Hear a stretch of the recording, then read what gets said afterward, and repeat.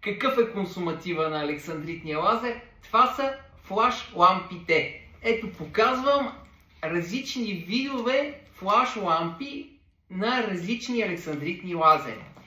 Какви биват причините те да свършват своя живот бързо?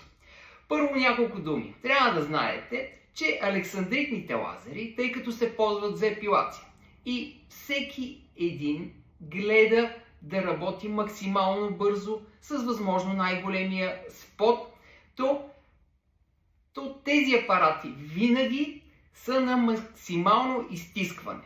Поради тази причина, ако ги отнесем със скоростта на харчене на флаш лампи на други типове твърдотелни лазери, то александрита наистина ги яде бързо. Какви са причините за харчене на лампите по-бързо от това, което сме наблюдавали до момента? Те могат да бъдат няколко. Първата причина може да е чисто технологично, тъй като някои от александритните лазери имат по две лампи на лазерна глава, други имат само една лампа.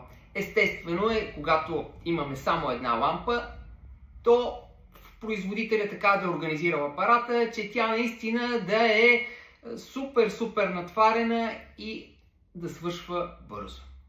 Втората причина е дефект в оптичен елемент или дефекти в оптични елементи, които са вътре в лазера.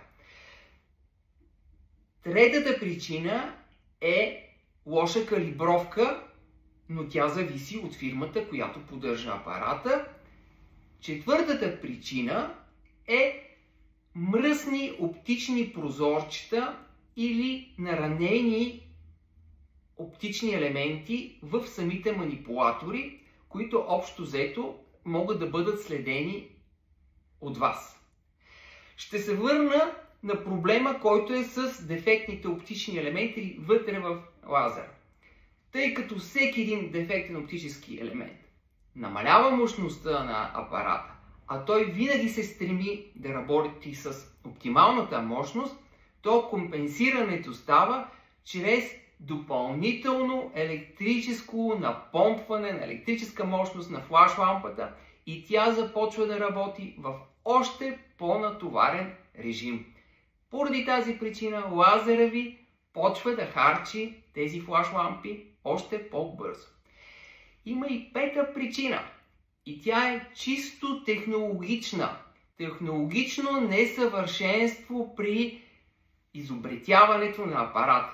Но понеже там е доста по-тънък момента, искам това да го развия в едно следващо видео и да ви разкажа причините за бързо харчене на флаш лампи на едни модели александритни лазери спрямо други модели.